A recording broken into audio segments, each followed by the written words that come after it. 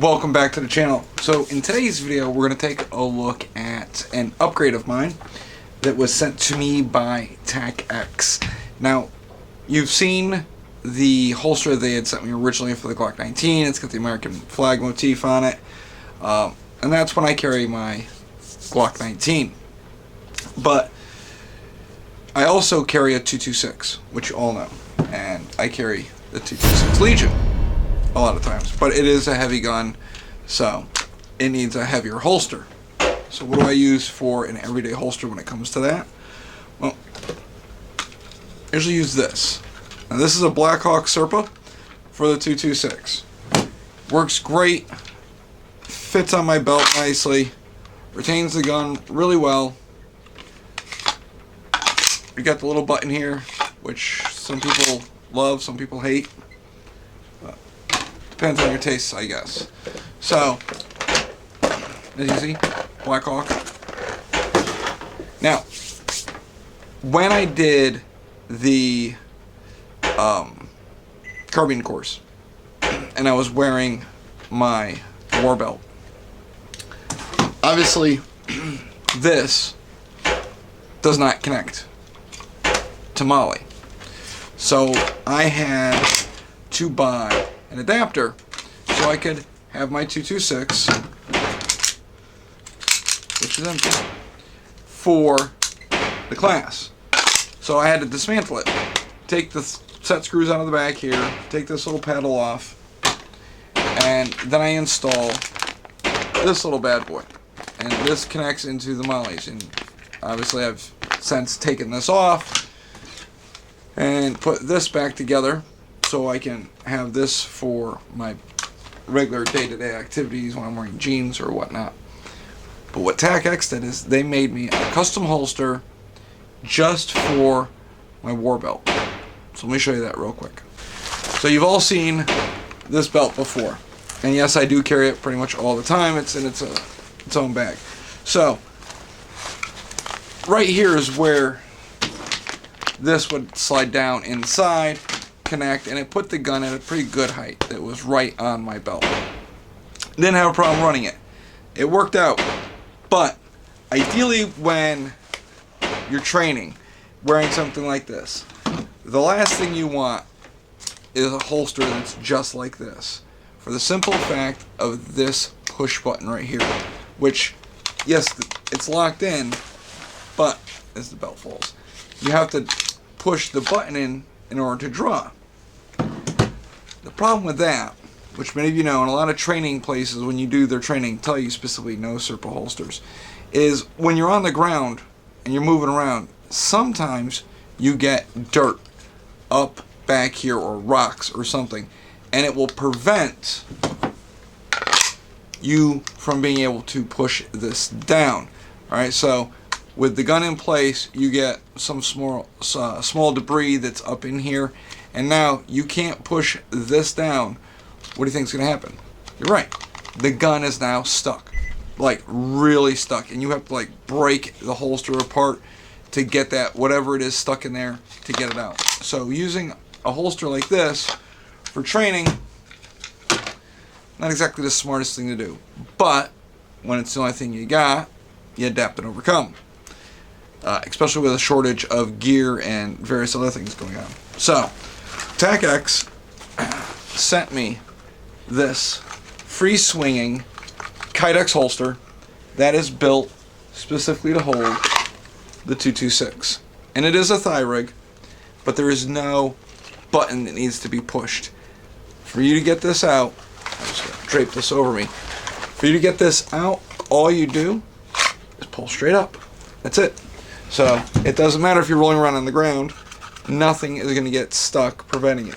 And you can adjust the tension, obviously right here, which will hold the gun tighter, or you can loosen it up. For what I do right now, it's plenty tight. It does have a quick disconnect right here, so you can take it off of your belt if you need to, and then put it right back on, which is not bad. It does hook in underneath on the interior belt, and then you have the two thigh straps. I know in a couple of videos you've actually seen me wearing it, and I wanted to play with it, get a good feel for it, because there was a learning curve, especially with when this is on, where I'm wearing it and where my sidearm is sitting, I'm really close to this, so I'm not able to get my hand down to get a good purchase on it right off the bat because my thumb gets in the way and hits this and rubs. So I wanted to practice getting on it with keeping my thumb out past, so then I can pull up on it, which took a little while. A lot of dry practice, a lot of pulling it out and putting it back in, so on and so forth. But now I'm pretty confident when I have it on, I won't have any issues. So instead of hearing me talk about it, let's just go down to the private range and take a better look at it down there. I'm not going to spend a lot of time down there just because it's low 30s, maybe high 20s, and there's a lot of snow down there because they haven't cleared it out. So I am not going to be running through snow just because I don't feel like getting wet since I have meetings and a bunch of other stuff later on today. I don't want to be uncomfortable the rest of the day because I did not bring a change of shoes. I do have a change of clothes, but not a change of shoes. Once your shoes are wet, your feet are wet, you're pretty much miserable and cold the rest of the day. So we're just going to avoid that altogether. But let's go down and send some rounds down range at some paper targets. All right, I'll see you there. All right, so now we're down at Dinan, our private range. Get my gloves on because hands are frozen down here. It's probably in the high 20s, but having cold hands is a little bad for the draw and manipulating. So put my gloves on.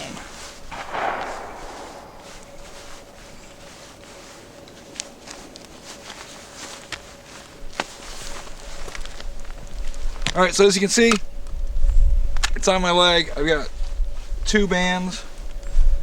One of them I put on backwards. So there's 2 thigh bands to help prevent the holster from when you draw coming up. But again, right here where this little plastic clip is, my thumb, I can't get in. I was thinking about adding a spacer between the main plate and the holster itself, but I've gotten used to keep my thumb straight, coming over it, drawing as need be. So, all right, we're gonna give it a whirl. And since my hands are cold and it's cold down here, I'm just gonna take it nice and slow. I'm not gonna be in a race or anything. So,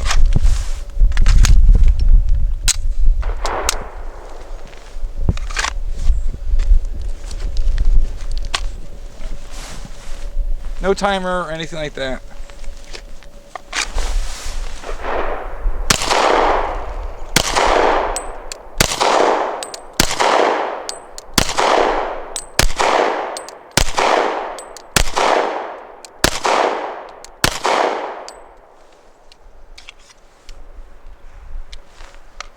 Alright, so this time around, I'm just going to bring it up, push out, shoot the first round, use the decocker, put it away, and just keep doing 1 round at a time. Just because ammo is sparse, for,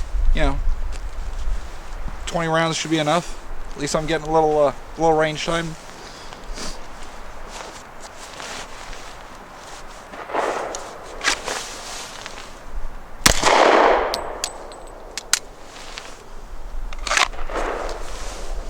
Now the important thing is, with wearing a jacket, yes, I have the belt on, but I still like to visually see and guide the firearm back into the holster.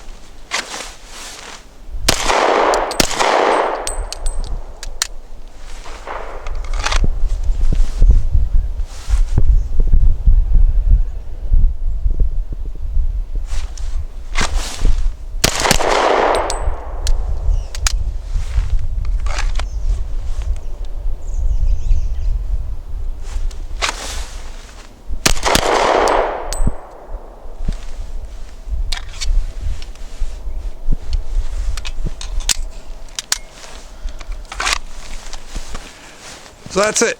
I mean, it's not much different than drawing from a normal holster, except obviously it's on my thigh, which makes it a hell of a lot easier than when it was up here, trying to cock my arm, especially in a heavier jacket, trying to get my arm way up here to grab it, draw, bring up and go.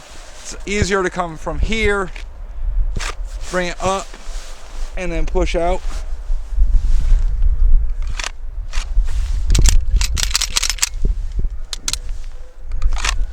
Maybe in the future I'll do a full review of the Legion. Probably been done a million times, so I ain't too worried about it. Unless you guys want to see one, let me know. Can't go wrong with that. Now I'm heading back up because it is cold down here. All right, back to my office. Oh, I almost forgot. This is funny. So, talking about holsters. So we got the TacX holster with the push button, and of course you saw the new holster that's the thigh rig. But maybe that's just not what floats your boat. Maybe that's not your style. Maybe you're the type of person that wants to wear one of these. What is this? Well, it is literally a fanny pack, and I will show you how it works. I'm going to struggle to get the gun in here.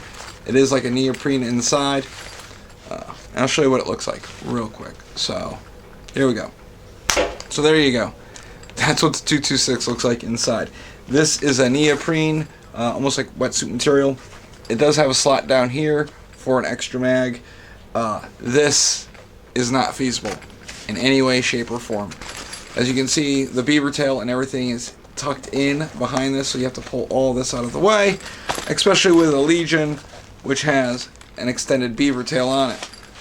But how does it work? Just because we did have a few of these lying around, we're going to take a look at it. So, when you're wearing it on your body, it's kind of hard to hold. You do have a little pocket here for money or for IDs or whatever. You do have a little pouch up front for any little doodads that you've got, and of course a little zipper on this side. And then you have this pull tab right here because you've zipped it on the top and the bottom. So when you pull this tab, it's supposed to open up. Now, when you pull it, it doesn't seem to open. But I'm going to hold on to it and then really yank it. So there you go. You can see that your gun gets exposed. But again, it is tucked in behind all this crap. And then you have to deal with this stupid strap that you got to break free, grab a hold of it, pull it out to go and use it. This should never be used. Ever. Just so you know. That's my PSA. Get a good holster for the exterior of your belt, interior of your belt, and make sure you get a good war belt and get a good holster, whether it's just regular straight TacX and held in by pressure, or if it's some sort of ALS holster. I don't care. Just make sure that if you're going to be training, you don't want to have the Serpa. So, there you go. That's my PSA. Well, that was a pretty quick video. Just talking about the holsters. Not really much to cover. Just wanted to show you the new TacX holster. And from what training I've been doing, a lot of dry fire, just because ammunition is incredibly expensive and hard to find. And we're not immune to it, because I do use a lot of my own ammo. So it's a lot of dry firing with the belt. It's working out as it should, and I'm pleased with it. So if you are in the market for a drop holster, a thigh rig, for your gun belt, I'm going to leave the link to it, to TacX's page, in the description below. And I just want to say thanks to the TacX, to the TacX crew for sending me out a second holster to really review and test and mess around with. I do appreciate it, and it's high quality. If it was poop, I'd tell you. I'd let you know, like, nope, it's crap, don't buy it. Just like I did with the fanny pack. don't buy anything like that. Stay away from it. Even, I have a really nice concealed carry jacket, and the concealed carry pocket that's inside, I would not carry a gun inside there. Now it's got mag pouches up on the chest area. Yes, I do carry some mags up there, but as in putting a firearm down inside the holster pocket on that jacket, never going to happen, not in a million years. It's just doesn't fit right. Too much room, and the gun can kind of flip and flop it around. I don't like it. So, but enough about that. So, as usual, I will see you on the trail. You guys stay safe out in the fray. I'll talk to you later, my friends.